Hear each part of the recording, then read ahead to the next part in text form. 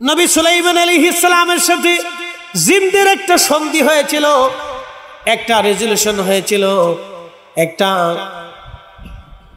কাগজে কলমে লিখিতভাবে সুলাইমান আলাইহিস সালাম জিনদের সাথে সন্ধি করেছিলেন, হে জিনেরা তোমরা ভূভাগ মানুষের জন্য ছেড়ে দিবা, তোমরা সাগরে চলে যাবা, পাহাড়ে চলে যাবা, জঙ্গলে চলে যাবা, মরুভূমিতে চলে যাবা, সাবধান তোমরা মানুষ যে জনপদে থাকবে সেখানে তোমরা থাকবে না। এই জন্য দেখবেন কোন জিন যদি মানুষের ভিতরে আইসা ঝামেলা তৈরি করে তখন ওই জিনদেরকে মানুষেরা ধইরা বোতলের মধ্যে দিয়ে তারপরে সাগরে নিক্ষেপ করে ফেলে দেয় অথবা মেরে ফেলে দেয়। হত্যা করলে কোনো অসুবিধা হবে না, অন্য জিনেরা তাকে আক্রমণ করতে পারবে না, কারণ জিনদের সাথে শর্ত হয়েছিল এটা। আল্লাহর একজন বুজুর্গ ওই জাহাজের ভিতরে তিনি ছিলেন, ভারত মহাসাগর শুধু পানি আর পানি, পানি আর পানি। মহাসাগরের ভিতরে আসার পরে ঝড় তুফানে জাহাজ ডুবি হয়ে গেল, সমস্ত মানুষ মারা গেল। ইব্রাহিম ইস্কান্দারি কাঠের উপরে ভেসে ভেসে বর্তমান মালদ্বীপ 1200 দ্বীপ নিয়ে গঠিত একটা ছোট্ট দেশ, 200 দেশের মধ্যে মানুষের বসবাস, বাকি 1000 দ্বীপের মধ্যে কোনো মানুষের বসবাস নাই। এই দ্বীপে এসে তিনি মিশলেন। দ্বীপে আসার পরে তিনি উদ্ধার হলেন। আসার পরে দেখলেন দ্বীপের সমস্ত মানুষের মন মরা, তারা হাসে না, তেমন কথা বলে না।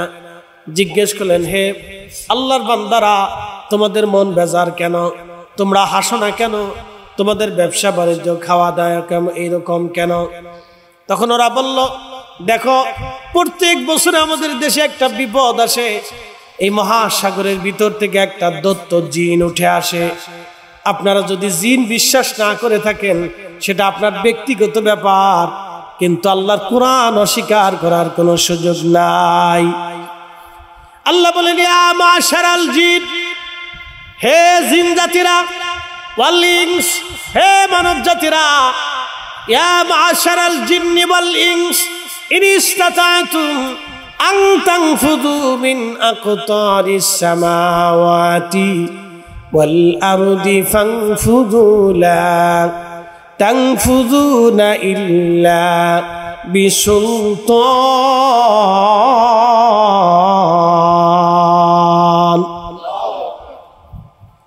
হে মানুষ এবং জিন জাতিরা, আমি আল্লাহর সাম্রাজ্যবিহীন সৃষ্টির মধ্যে যদি কোনো সাম্রাজ্য পাও তো চলে যাও।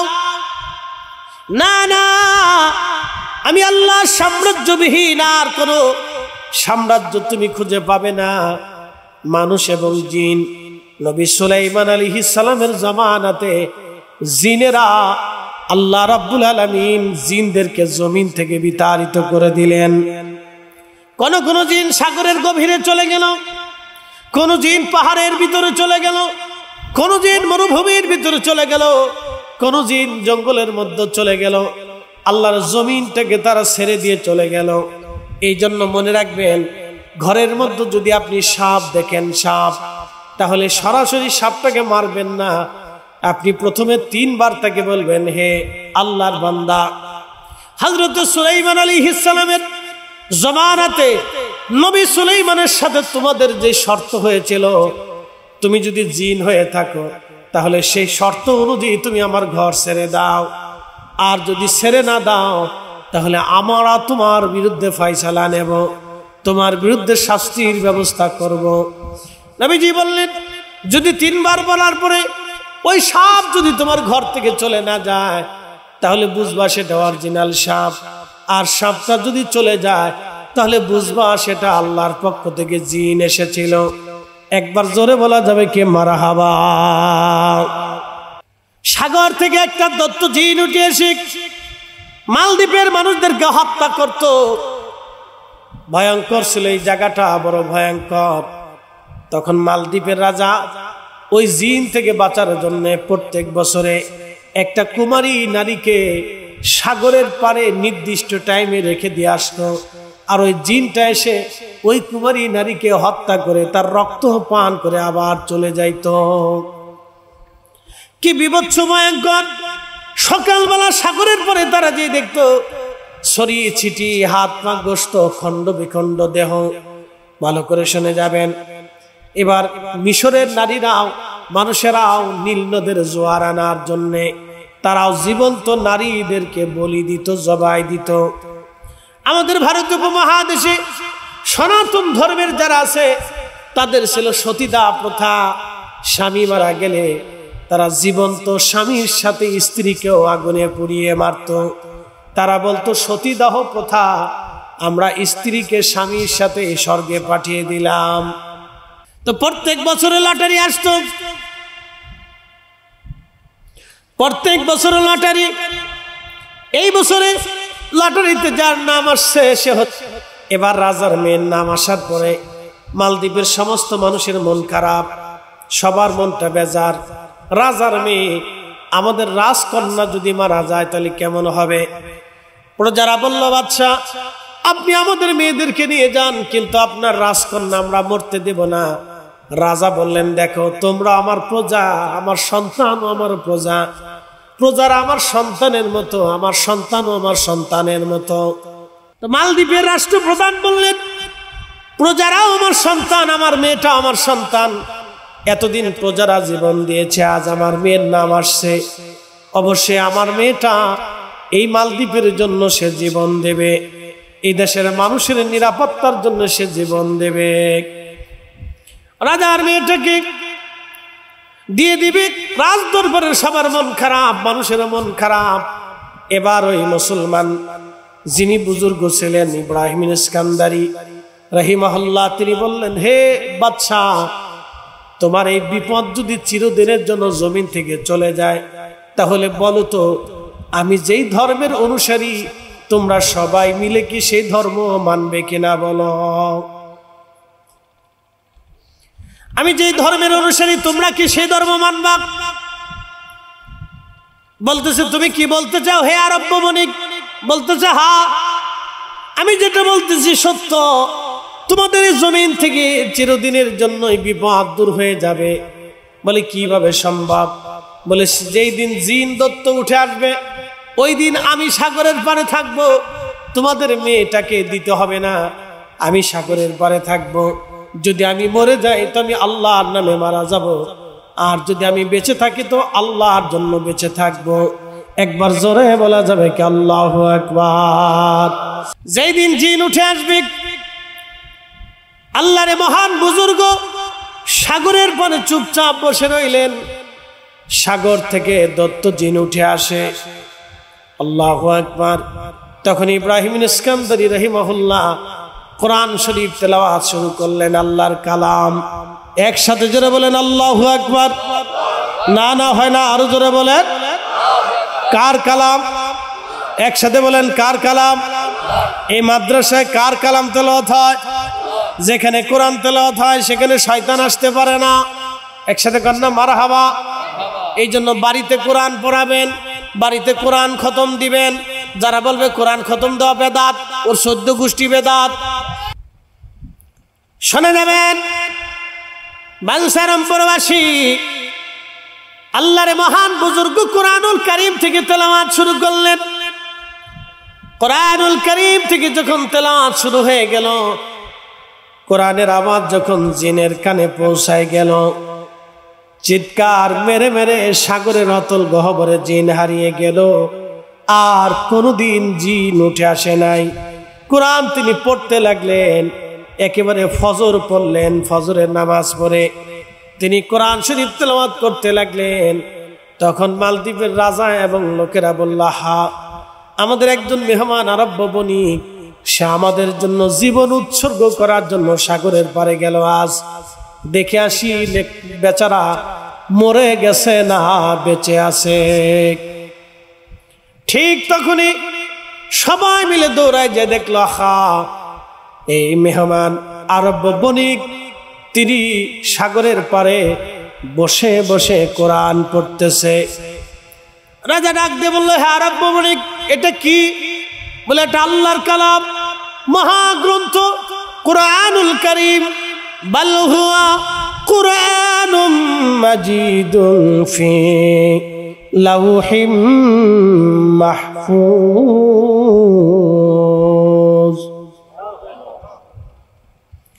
আর সেই কোরআন লাউহে মাহফুজে যে সংরক্ষিত, লাউহে মাহফুজ থেকে এসেছে বাইতুল ইজ্জতে। প্রথম আসমানে কোরআন আসলো। প্রথম আসমান থেকে কোরআন আল্লাহ পর্যায়ক্রমে দুনিয়ার ধরা দামে লাইলাতুল কদরের রাত্রিবেলা মহিমান্বিত রজনীতে আল্লাহ আমার রাসূলের দরবারে কোরআন পাঠালেন।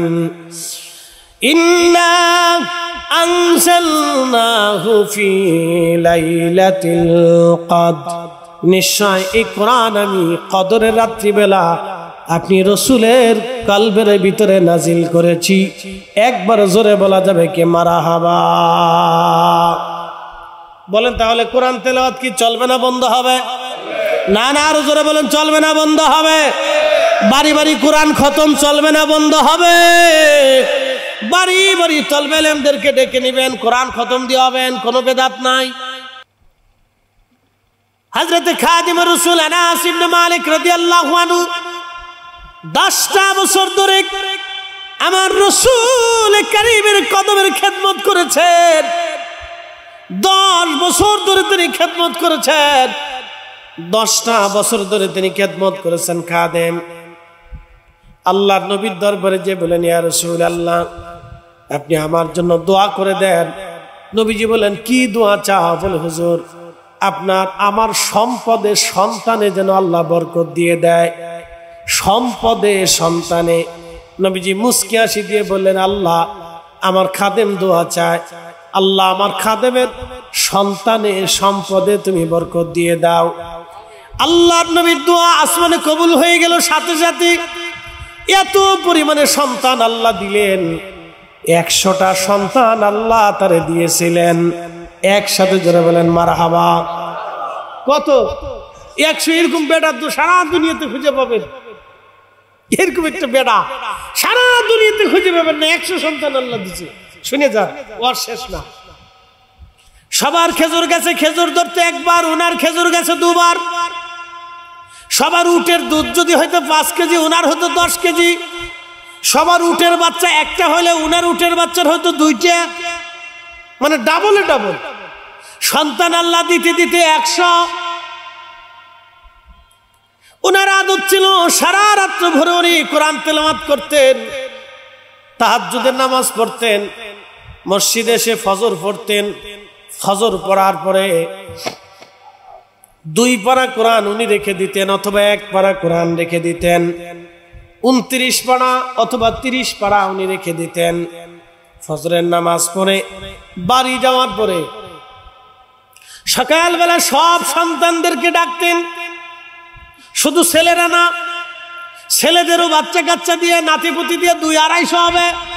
একসাথে কেন মারহাবা? 200-250 হবে নাতিপুতি দিয়ে। নাতিপুতি দিয়ে 200-250 হবে। সবাই নিয়ে বসি বাকি কোরআনের পারাগুলি তিনি তেলাওয়াত করতেন সবার সামনে। তেলাওয়াত করার পরে তিনি দোয়া শুরু করতেন আর বলতেন, আমার সন্তানরা, আমার আওলাদরা, আমি আমার মাসুক নবীর জবান থেকে শুনেছি কোরআন খতম দেওয়ার পরে যে দোয়া হয় সেই দোয়াটা আল্লাহর দরবারে কবুল হয়ে যায়। সুবহানাল্লাহ। কি বাড়ি যে হবে? কোরআন খতমের পরে যে দোয়া হয় সেই দোয়া আল্লাহর দরবারে কবুল হয়ে যায়। এই জন্য খাদিম রাসূল নিজের আওলাদদেরকে নিয়ে কোরআন খতম দিয়ে দোয়া করতেন। অতএব বাড়িতে কোরআন খতম দিয়ে দোয়া করানো, যারা বেদাতের ফতোয়া দিবে তারা চরম মিথ্যাবাদী। কথা বলেন ঠিক কিনা? তালবেলানদেরকে দাওয়াত দিবেন বাড়িতে, বাবা মার জন্য কোরআন খতম দিয়ে বাড়ি দোয়া করাবেন, কোনো নিষেধ নেই। আজেরে বাজেরে ফতোয়া করেন। কোরআন খতম দিয়ে দোয়া করাবেন। ইব্রাহিম ইস্কান্দারি কোরআন তেলাওয়াত করতেছিলেন। বাদশা বলেন, এটা কার কালাম? বলে আল্লাহর। বলে আল্লাহ কে? বলে তোমারও রব, যিনি আমাদেরও রব, তিনি একক, লা ইলাহা ইল্লাল্লাহ, তিনি ব্যতীত আর কোনো ইলাহা নাই। তিনি এই সাগরের মালিক, এই জমিনের মালিক, ওই আসমানের মালিক, ওই চাঁদের মালিক, ওই সূর্যের মালিক, তিনি বুঝাইলেন সূর্য উনি উঠায়, উনি ডুবায়, এই সাগরের জোয়ার উনি আনে, এই সাগরের জোয়ার আবার উনি নিয়ে চলে যায়। শুধু সমুদ্র থেকে মাত্র 3 হাত উপরে সাগর, 3 হাত সাগরের উপরে মাত্র জমিন, মালদ্বীপের জমিন। সারা বছরের টর্নেডো হয় না, বন্যা হয় না, সাইক্লোন হয় না, ঝড় আসে না, কিচ্ছু নাই। অথচ বাংলাদেশে প্রত্যেক সিজনে সিজনে তুফান আসে, ঝড় আসে। সুন্দরবন পর্যন্ত ঝড় ঠেকাইতে পারে না। কিন্তু মালদ্বীপ সাগরের অতল গহ্বরে একটা দেশ, এত সুন্দর টাটকা পানি, পানির 10 হাত নিচে মাছ ঘুরে ঘুরে বেড়ায়, তাও পর্যন্ত পরিষ্কার মতো দেখা যায়। এত সুন্দর পানি, কিন্তু পানি খেতে পারবেন না। পানি চমৎকার, কিন্তু লোনা পানি। 1 গ্লাস পানি খাওয়ার পরে আপনাকে হসপিটালে নিয়ে সারা যাবে না। ছেলেটা জবাব দিল, হুজুর আমি এতিম, বাবা নাই, মা নাই, এই মাদ্রাসায় পড়ি। হুজুর আমার চেরাক কিনে দেওয়ার মতো কেউ নাই, তেল কিনে দেওয়ার মতো কেউ নাই। এই দোকানদারের প্রদীপের পাশে বসে আমি প্রত্যেক দিন সন্ধ্যাবেলা কিতাব পড়ি। সুলতান মাহমুদ গজনবীর অন্তরের ভিতরে বড় মায়া লাগলো। তখন তিনি চিন্তা করলেন, আহা, কিয়ামতের ময়দান কায়েম হবে, কোটি কোটি মানুষ আল্লাহর দরজার সামনে দাঁড়াবে। সময় সেই দিন বস্ত্রহীন থাকবে, আমি সুলতান মাহমুদ বস্ত্রহীন থাকবো। সেই দিন আমাকে সুলতান মাহমুদ নামে কেউ চিনবে না। সেই দিন আমাকে আল্লাহর একজন বান্দা হিসেবে সবাই চিনবে। আমি যেমন গোলাম, সাধারণ একজন মুসলমানও তেমন গোলাম।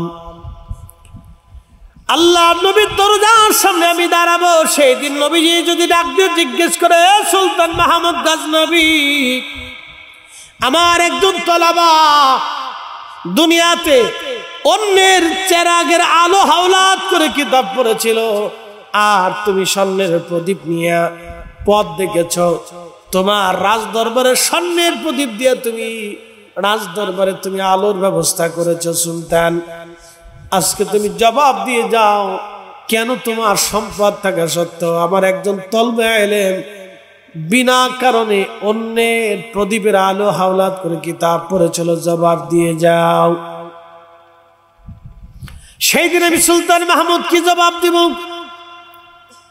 নবীজির চিন্তায়, তিনি তো আশিক রাসূল ছিলেন, ভয়ে সুলতান মাহমুদ গজনবী রাহমাতুল্লাহ আলাইহি সেই স্বর্ণের প্রদীপ খানা ছেলেটার হাতে দিয়ে বলেন, বেটারে, এই স্বর্ণের প্রদীপ তোমাকে দিয়ে গেলাম, তুমি প্রদীপ নিয়ে কালকে থেকে আলো দিয়ে প্রদীপ নিয়ে তুমি কিতাব পড়বা।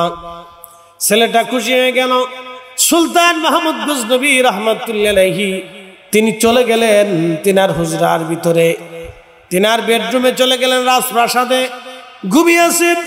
হঠাৎ করে স্বপ্ন দেখতেছেন রাহমাতুল লিল আলামিন নবীজি তশরিফ এনেছে। একবার জোরে বলা যাবে কি ইয়া রাসূলুল্লাহ? না না, আরো জোরে বলেন আল্লাহু আকবার। প্রিয় নবীজি তশরিফ এনেছে। নবীজি তশরিফ এনেলেন।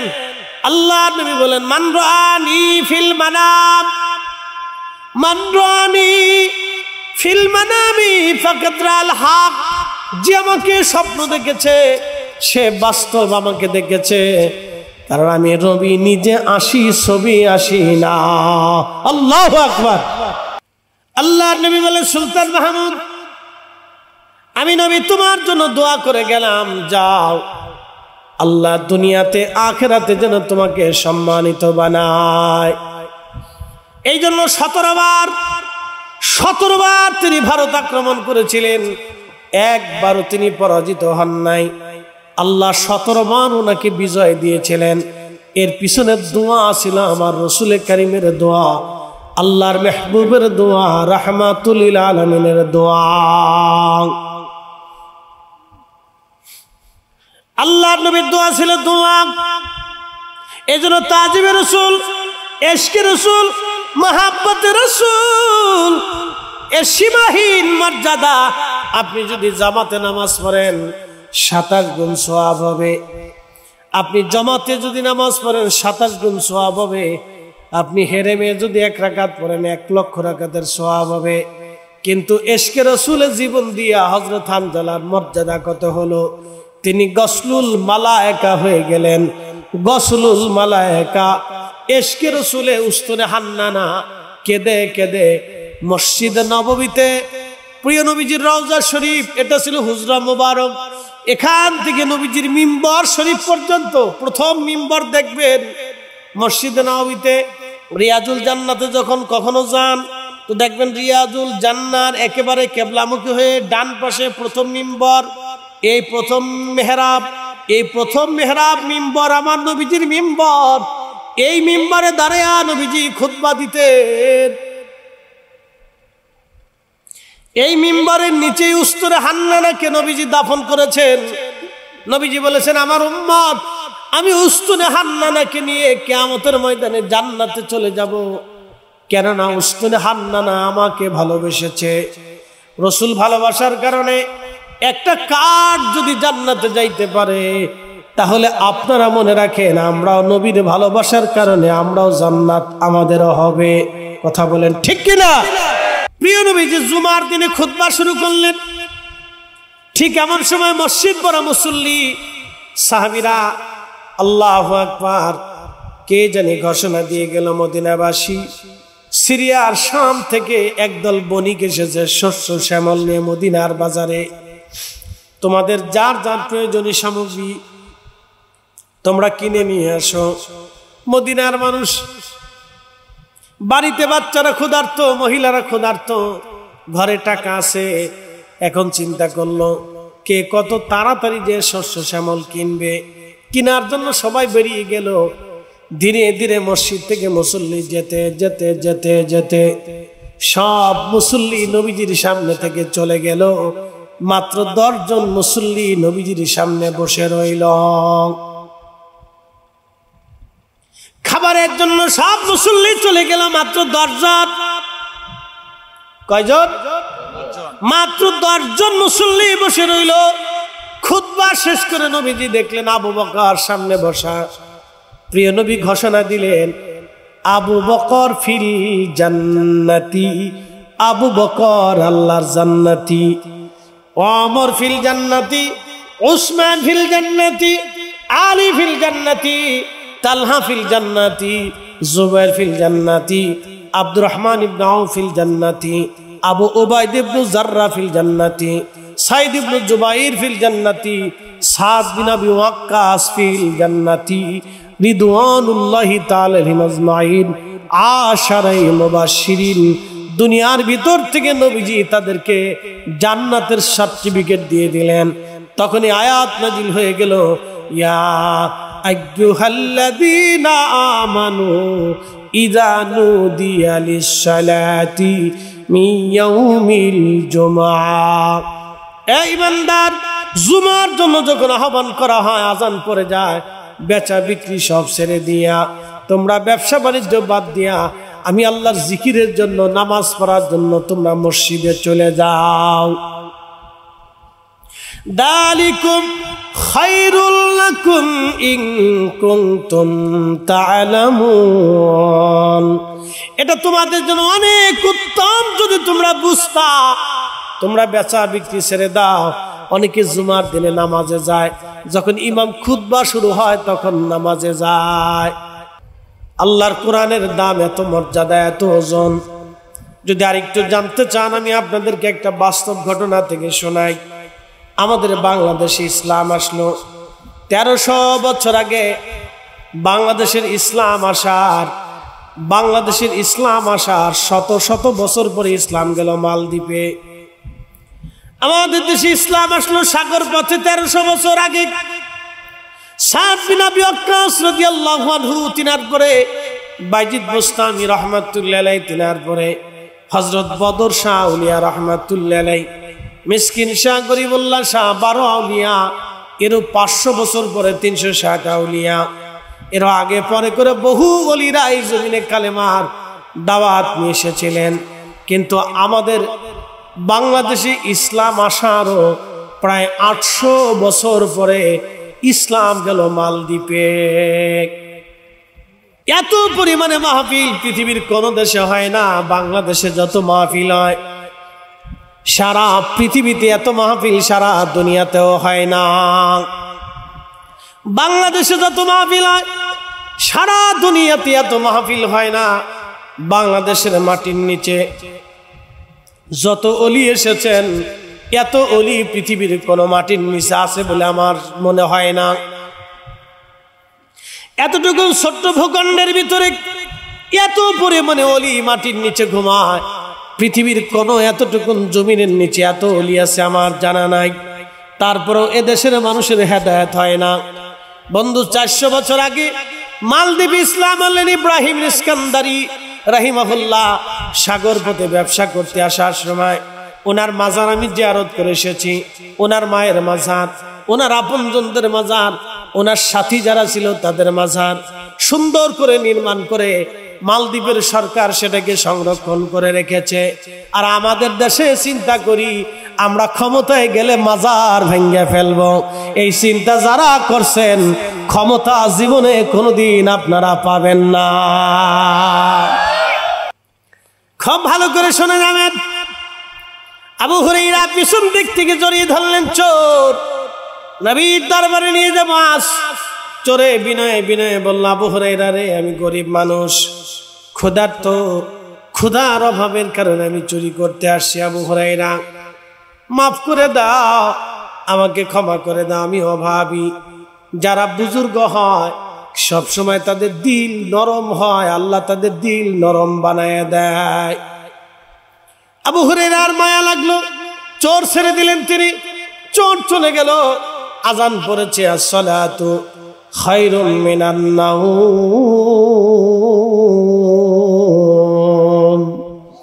ঘুম থেকে নামাজ ভালো। ঠিক তখনই হযরত আবু হুরায়রা নামাজে গেলেন। আল্লাহ রাসূল নামাজ পড়াইলেন, সাহাবীরা নবীজির পিছনে নামাজ পড়লেন। আবু হুরায়রাও নামাজ শেষ করলেন। ফজরের নামাজের পরে নবীজি সালাম ফিরাইয়া সাহাবীদের দিকে ঘুরে বসে তালিম তরবিয়ত দিতেন, সাহাবীদের কথা শুনতেন, দোয়া করতেন। আল্লাহর নবী নামাজ শেষ করে ঘুরে বসে দেখলেন আবু হুরায়রা। মুস্কি হাসি দিয়ে নবীজি বলেন, আবু হুরায়রা, রাতের চোর তোমাকে কি বলেছে? একসাথে কন্যা মারহাবা। কিসের চোর? নবীজি মুখটা ঘুরি আবু হুরায়রার দিকে মুস্কি হাসি দেখো, আবু হুরায়রা রাতের চোর কি কইছে? আবু হুরায়রা কাছে বসে বলতেছে, ইয়া রাসূলুল্লাহ, চোরের খবর আপনার কাছে আছে। হুজুর, চোর আমি ধরছিলাম, ও চুরি করতে আসছে। খুব দুঃখের কথা বলছে, ইয়া রাসূলুল্লাহ, আমার খুব মায়া লাগছে, আমি চোর ছেড়ে দিছি। নবীজি বললেন, আবু হুরায়রা সে মিথ্যা বলছে, আগামী রাত আবার আসবে। দেখেন রাসূল করিমের কথাকে সাহাবীরা কিভাবে ইয়াকিন দিয়ে, ঈমান দিয়ে বিশ্বাস করতেন যে রাসূল বলছে চোর আসবে। আবু হুরায়রা বলতেছেন, আমার ইয়াকিন হয়ে গেল, বিশ্বাস হয়ে গেল, হ্যাঁ অবশ্যই চোর আসবে। নবী মিথ্যা বলে না। একসাথে কোন আল্লাহু আকবার। না হয় না, আরো জোরে বলে, আরো জোরে বলে। এটা আমাদের ঈমান, এটা আমাদের কি? আমাদের সুন্নিদের ঈমান। এটা আল্লাহু ওয়া রাসূলুহু আলাম, আল্লাহ জানে, নবী জানে। কি কথা কর না? আমরা সুন্নিদের ঈমান হলো আল্লাহু ওয়া রাসূলুহু আলাম, আল্লাহ জানে, নবী জানে। এখন আপনি যদি না মানেন তো না মানেন, অসুবিধা নেই। আমাদের আকীদা শুধু আমাদের না, সোয়া লক্ষ সাহাবীর আকীদা ছিল আল্লাহু ওয়া রাসূলুহু আলাম, আল্লাহর পরেই যিনি জানে তিনি নবী। একসাথে কর না মারহাবা।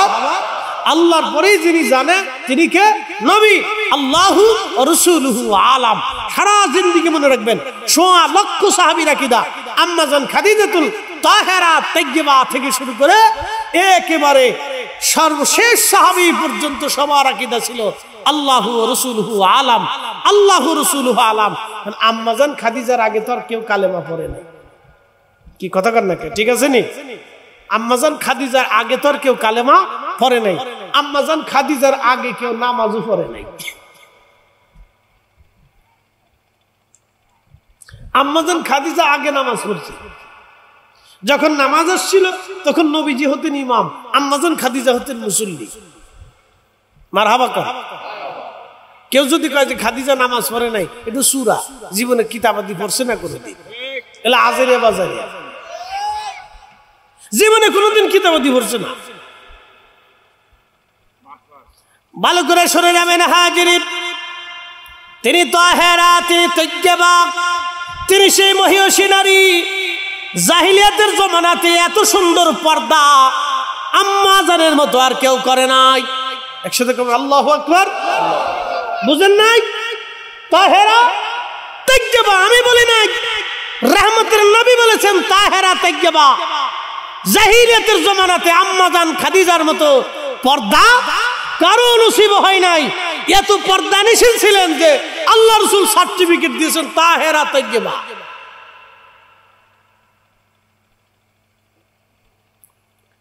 শুনে যাবেন উপস্থিতি আমার বরমরিয়াবাসী, আম্মা জান খাদিজাতুল কুবরা থেকে একবার সর্বশেষ সাহাবী পর্যন্ত সবারই বিশ্বাস ছিল আল্লাহু রাসূলু আলাম, আল্লাহ জানে, নবী জানে। যারা দিছেন তারা লাভবান, যারা দেন নাই তারা ঠকছে, যারা দিছেন তারা জিতছেন। কারণ অর্থ কেউ বাড়ি নিয়ে যেতে পারে, অর্থ কেউ কবরে নিতে পারে না, অর্থ এটা স্থায়ী না, এটা অস্থায়ী। কিন্তু যারা দিয়েছেন তারা লাভবান, যারা দেন নাই তারা ঠকছেন, যারা দিয়েছেন তারা জিতছেন। এরপরে ছোট্টই কোরআনের খেদমতের আর একটা বাস্তব উদাহরণ আপনাদের সামনে টেনে দোয়ার দিকে চলে যাব। একসাথে জোরে বলা যাবে আল্লাহু আকবার। কালকে জুমা, জুমার অনেক বরকত, এটা আমি পরে আসতেছি। নাড়াচাড়া দিবেন না, লড়াচড়া দিন না, বসেন দোয়া করে যান। কারণ মা দোয়ার প্রতীক্ষায় কবরের উপরে বসে আছে আজকে, দাদা দাদি দোয়ার প্রতীক্ষায় কবরের উপরে তারা বসে আছে। লড়াচড়া দিন না, বসে শুনে যান, মনোযোগ দেন। বিশ্ববিখ্যাত একজন বাদশা ছিলেন সুলতান, সুলতান মাহমুদ গজনবী রহমতুল্লাহ। তো ওনার অভ্যাস ছিল উনি ঘুরে ঘুরে দেখতেন কে খায় কে খায় না, কে ঘুমায় কে ঘুমায় না। সারা অঞ্চল তিনারা ঘুরে ঘুরে ঘুরে ঘুরে দেখতেন। তো হযরতে সুলতান মাহমুদ গজনবী একদিন স্বর্ণের প্রদীপ নিয়ে তিনি রাস্তায় বের হতে হতে হতে হতে একটা বাজারে গেলেন। যাওয়ার পরে দেখলেন বাজারের ভিতরে একটা ছেলে, বাজারের ভিতরে একটা ছেলে বসে বসে দোকানদারের প্রদীপের পাশে বসে, চেরাগের পাশে বসে বসে কিতাব পড়তেছে। তো সুলতান মাহমুদ গজনবী জিজ্ঞেস করলেন, বেটা রে, তোমার কি প্রদীপ নাই যে তুমি দোকানের প্রদীপ আলো হাওলাত করে কিতাব পড়তেছ? এই জন্য আমাদের অর্থগুলি সেইভাবে বুঝে আমরা ব্যয় করব। আল্লাহ আমাদের তৌফিক দিক, সকলে বলেন আমিন। মাকালের ফল দেখতে ভালো, উপরে লাল নীল ভিতরে কালো। মাকালের ফল দেখতে ভালো, উপরে লাল নীল ভিতরে কালো। ওরে সারা জীবন এমনি গেল দয়াল, সারা জীবন এমনি গেল, খাইতে আমরা পারলাম না। যার ভিতরে নাই রসুলের প্রেম, তার সাথে ভাব রাইখো না। ঠিক কিনা? যার ভিতরে নাই রসুলের প্রেম, তার সাথে ভাব রাইখো না।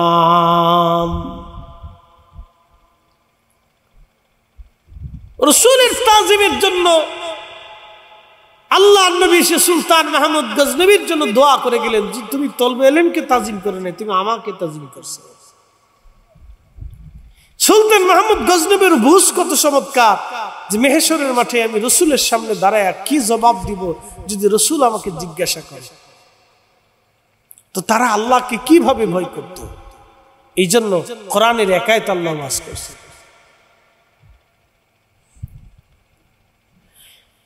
ইন্নামাল মুমিনুনাল্লাযীনা ইযা যুকিরাল্লাহু ওয়াজিলাত কুলুবুহুম ওয়া ইযা তুলিয়াত আলাইহিম আয়াতুহু যাদাতুহুম ঈমানা।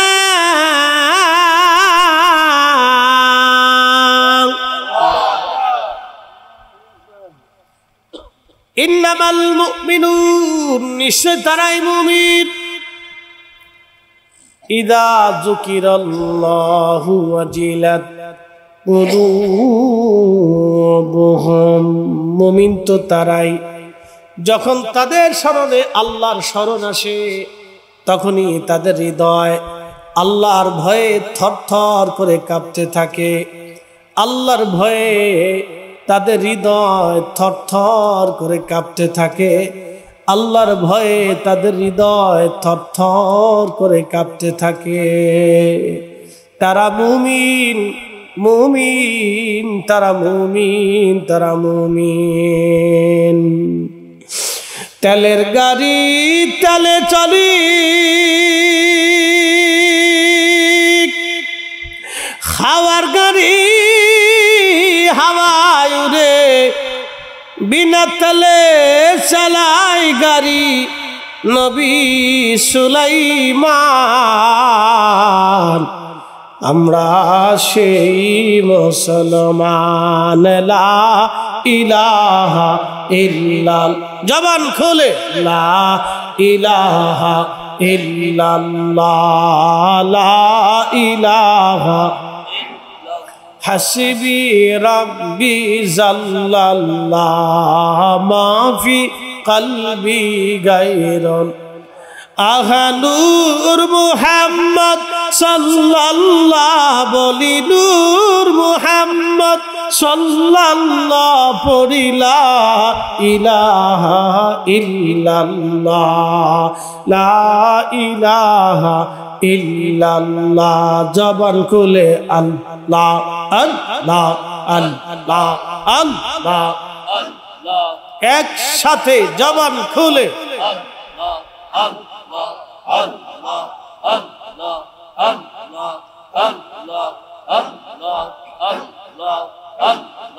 চার রঙের মশাল্লা দিয়া যে কইরাছে তোর গঠন চার রঙের মশাল্লা দিয়া আল্লাহ আল্লাহ আল্লাহ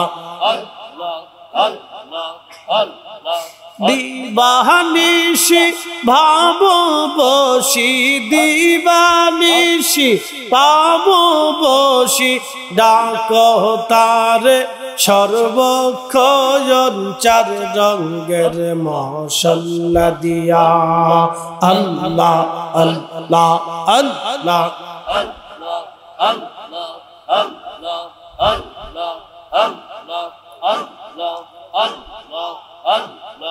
আগুন পানি মাটি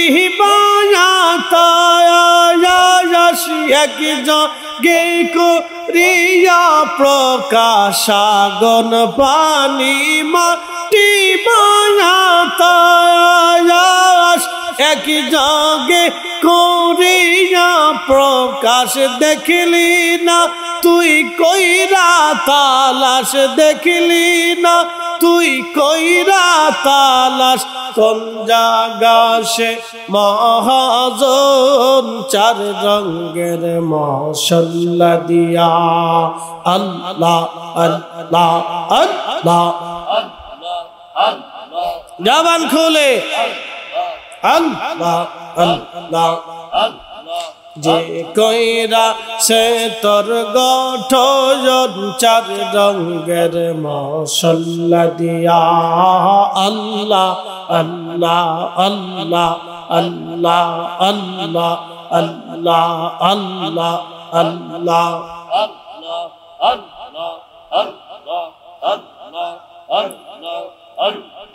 হস্ত দিল সে বিবারে কর্ণ দিল শুনিবারে নয়ন দিল দেখিবারে অন্ধ রইলি কোন কারণ চার রঙের মশাল্লা দিয়া আল্লাহ আল্লাহ আল্লাহ